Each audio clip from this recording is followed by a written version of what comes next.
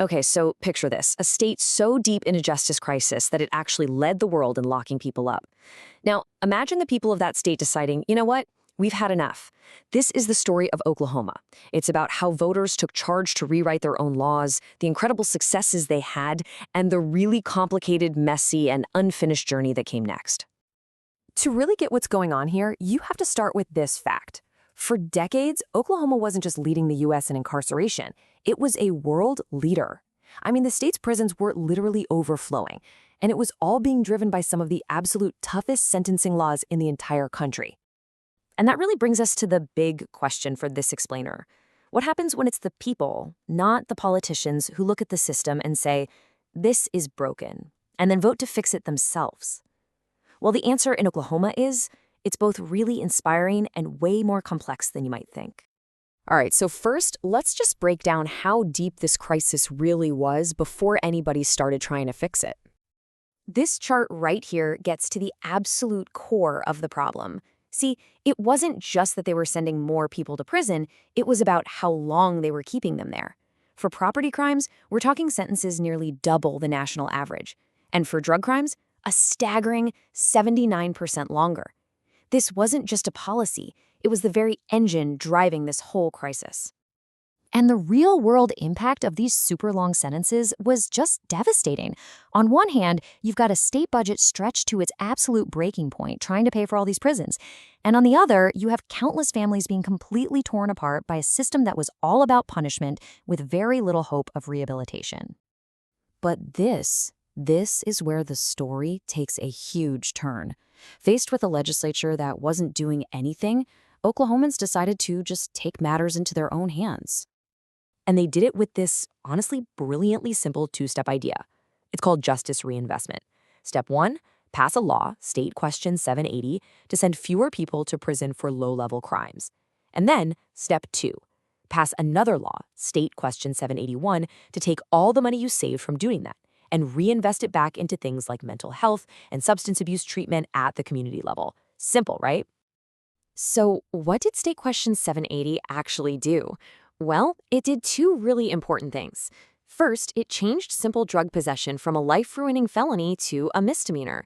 Second, it raised the dollar amount for a property crime to be considered a felony from a pretty outdated $500 to a more reasonable $1,000. The whole goal was straightforward. Stop filling up prisons with people who really just needed treatment. So let's get to the results, because the impact of that vote was, well, it was immediate and it was dramatic.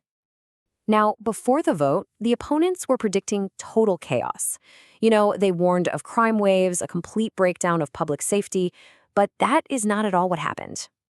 The results were just undeniable. The prison population didn't just dip a little, it plummeted. A staggering 23% drop from its peak. That means thousands fewer people behind bars. And all those doomsday predictions, they just never came true. And this ripple effect was felt all across the justice system. In just the first year after SQ 780 passed, the number of people getting charged with felony drug possession dropped by almost 75%. The reform was working, exactly like the voters wanted it to. But here's the thing, a change this big is never simple. And sure enough, these reforms created their own set of brand new challenges and kicked off some new, really intense debates. So this is where it starts to get tricky. While simple possession was now a misdemeanor, possessing drugs with the intent to distribute, or PWID, was still a very serious felony. The problem? Oklahoma law didn't really draw a clear line between the two, leaving this huge, vague, gray area for prosecutors to decide what was what. And this led to some really unequal justice. In big counties like Tulsa and Oklahoma County, the number of PID charges dropped like a rock. But in other counties, they actually went up. It meant the kind of justice you got literally depended on the zip code where you were arrested. This all led to the next big fight, and it centered on this one key term, sentence enhancement. Basically, it's a law that lets prosecutors pile on extra prison time just because a person has prior convictions, even nonviolent ones. And in Oklahoma, man, they used it all the time, in about 4 out of every 5 cases where they could. So this set the stage for another huge battle at the ballot box, State Question 805, which was designed to end these enhancements for nonviolent crimes.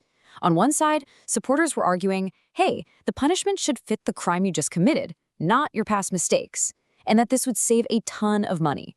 But on the other side, opponents push back hard, saying it was a way to get around the legislature and that it took away a key tool for dealing with repeat offenders. And that brings us to the final and, maybe the most important part of this whole story, this second half of that original promise that was made to voters, the whole reinvestment part. So we've already established that SQ 780 was a massive success at reducing incarceration. And just like supporters predicted, that created millions and millions of dollars in savings. So the big question is, what happened to all that money?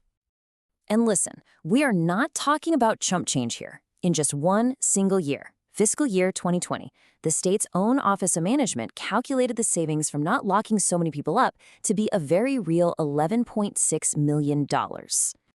So you've got $11.6 million in savings.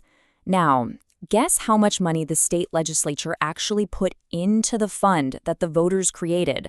The fund specifically for community mental health and substance abuse treatment. For years, the amount was zero. A big, fat nothing. It was a complete disconnect between what the people voted for and what the legislature did. And the consequences of that are profound. Oklahoma still ranks way down at 39th in the nation for access to mental health care. You've got communities all over the state that don't have the basic things they need, like crisis units or diversion programs. And while there are these amazing local programs in Oklahoma City and Tulsa that prove this different approach can work, they're just isolated examples. The statewide solution that voters demanded is still just an unfunded dream. And that's really where we have to leave it. The people of Oklahoma made a very clear choice. They wanted a justice system that prioritized care over cages. They did their parts, but the journey they started is only half complete, and it raises this fundamental question about whose vision for justice, the voters or the politicians, is ultimately going to prevail in the state.